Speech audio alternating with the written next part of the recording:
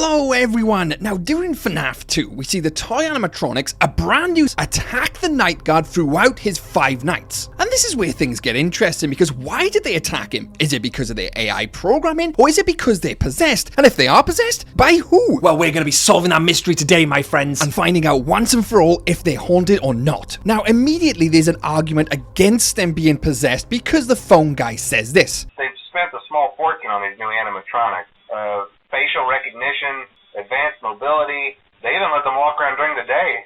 Now on first glance, that's not going to mean very much because you're a night guard, you're not going to be a predator or a past employee, so the animatronics are not going to hurt you. But then Phone Guy also says this. You see, there may be a minor glitch in the system, something about robots seeing you as an endoskeleton without a costume on and wanting to stuff you into a suit. The animatronics are attacking you, the night guard, because they want to put you back in his casing, in his suit, because they think you're an endoskeleton, right? Case closed, they're not haunted. Well, that's not the case because Phone Guy says exactly the same thing about the FNAF1 animatronics. He says that they try to do the same thing. They recognize you as an endoskeleton without his casing and try to stuff you in a suit. But the difference here is the FNAF1 animatronics, I don't know why I'm hitting Freddy on the head there, but the FNAF1 animatronics were clearly possessed. But the FNAF2 animatronics are supposedly not? And how would you explain them moving around at night? Well, again, Phone Guy has an explanation for that there's a glitch in their system and they move around at night. And there's nothing really to worry about. Well, actually, that couldn't be further from the truth. I mean, everything right now is pointing to the fact that it was AI and that they're not possessed. But then, how would you explain Mangle seemingly walking on the ceiling? I mean, they're simply defying all gravity logic at this stage. And further to that, there's an email in FNAF AR Special Delivery that says that they tried to replicate Mangle's walking on the ceiling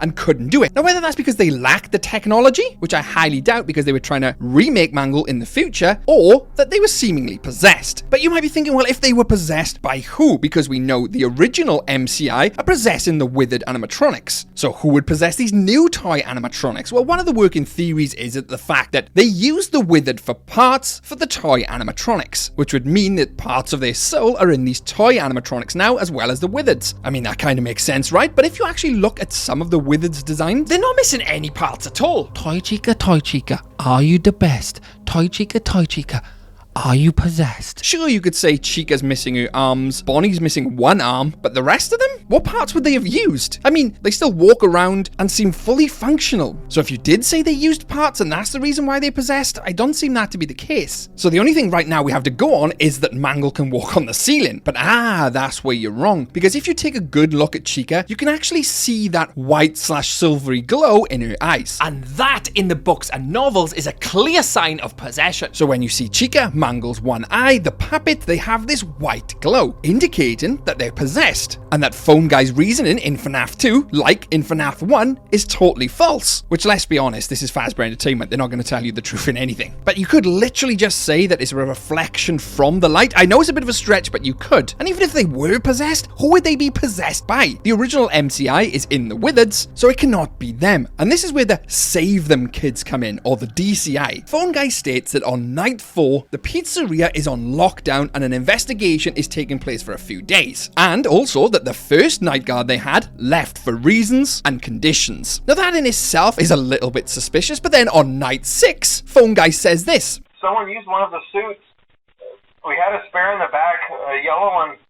Someone used it. And then it clicks and it all starts to make sense. William Afton obviously used the yellow rabbit suit, aka Spring Bonnie, and committed another series of murders in the FNAF 2 pizzeria. And what did he do with their bodies? That the police were investigating for and shut Freddy's down? He stuffed them in the toys, meaning they would become possessed, right? But there is a problem with this because obviously Freddy's was shut down after night 4, meaning the murders would have likely have taken place a day or two before that. Maybe night 2, maybe night 3. Meaning, if that was the case, on night 1, they wouldn't be possessed, right? So why were they attacking the player? Well, believe it or not, Phone Guy himself gives us this explanation on night 4. Someone may have tampered with their facial recognition systems. We're not sure. But the characters have been acting very unusual, almost aggressive toward the staff. They interact with the kids just fine, but when they encounter an adult, they just stare And with that information right there, that would explain why they're so aggressive on night 1 and 2 towards adults. The likelihood is it was William Afton himself who tampered with the animatronics. This also further backs up that William was the night guard, because Phone Guy says a position becomes available and would give him the perfect opportunity to actually commit these murders inside the pizzeria. It also explained why the Phone Guy says no previous employees would be allowed in the building, referencing William himself. Everything is making sense apart from one thing. What if William didn't stuff any bodies inside any animatronic and it was the puppet all along, just like the Give Life, Give Gifts minigame shows us? That would mean he never stuffed the original kids in the classics, which become the Withereds, Meaning the likelihood is he wouldn't have stuffed the toy animatronics as well. I mean, in the movie continuity, we can clearly see that Afton stuffed the kids. In the novel continuity, we see that Afton stuffed the kids. There wasn't even a puppet there for that, leading us to believe that in the third continuity, the game's continuity, he did exactly the same thing. And the Give Gifts, Give Life minigame is actually showing us the puppet returning the spirits to their bodies, enabling their memories of who they are, what had actually happened, like we see in the film. Although in the film, it's not the puppet giving them their memories back, it's the little kid, Abby. I thought I'd reference that because someone might come in and say that William Afton didn't stuff the kids, but with this logic, he definitely did and has done it multiple times. This also explains how the shadows were created and potentially RWQ. They were born from the agony that the DCI had created. With William committing these horrific murders, the agony hangs around creating these 3 characters for FNAF 2. But again, there's a massive hole in this entire theory. Nowhere outside of FNAF 2 does it ever mention more dead kids than the MCI.